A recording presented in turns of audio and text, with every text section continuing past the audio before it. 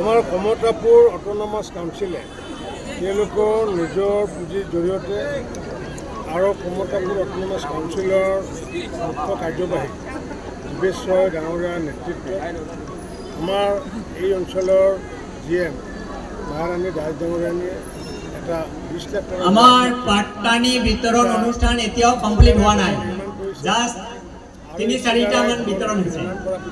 কাৰণ মই তেওঁলোকক আন্তৰিক ধন্যবাদ জনাইছোঁ এইকাৰণে, কাৰণ আজি বীৰ চিলাৰাই হওক বা ৰজা নৰনাৰায়ণক যদি আমি পাহৰি যাওঁ তেতিয়াহ'লে অসমীয়া জাতিক পাহৰি যোৱা যাব।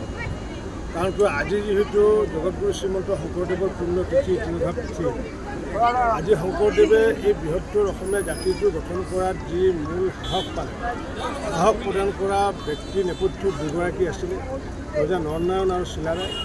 আৰু তেওঁলোকে যদি সেই সময়ত যদি ৰাজ সাহায্য নিদিলেহেঁতেন তেতিয়াহ'লে হয়তো শংকৰদেৱে হয়তো, কাৰণ প্ৰতিভা বিকাশ হ'লেও ক'ব পাৰে, শংকৰদেৱে হয়তো পশ্চিমবংগ বা উৰিষ্যা হয়তো ক'ৰবাত গুচি গ'লে।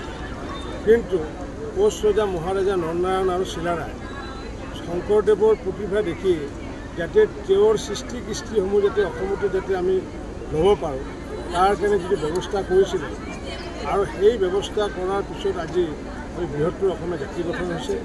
গতিকে আৰু আজি যিহেতু মহাপুৰুষ ডলাৰ পূৰ্ণ তিৰুভাৱ তিথি, এই তিথিৰ দিনাখনে চিলাৰায় ভৱনটো উদ্বোধন কৰাৰ কাৰণে মই ধন্যবাদ জনাইছোঁ।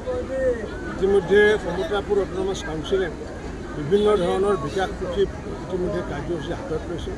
তেওঁলোকে প্ৰতিভা বিকাশ কৰাৰ কাৰণে 20জন যাতে SCS ল'ৰা বা IAS যাতে দিব পৰা যায় তাৰ কাৰণে তেওঁলোকে প্ৰচেষ্টা চলাইছে।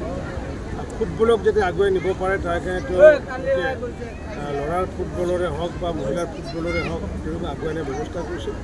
এনেকুৱাকৈ নতুন যোগেশ্বৰ ডাঙৰীয়াৰ নেতৃত্বত নতুন এক বিকাশমুখী যাত্ৰা আৰম্ভ হৈছে। আৰু এই বিকাশমুখী যাত্ৰাত মাননীয় মুখ্যমন্ত্ৰী ডক্টৰ হিমন্ত বিশ্ব শৰ্মা ডাঙৰীয়াই হওক বা মই অভিভাৱক মন্ত্ৰী হিচাপে হওক আমাৰ পূৰ্ণ সহযোগিতা আশীৰ্বাদ থাকিব।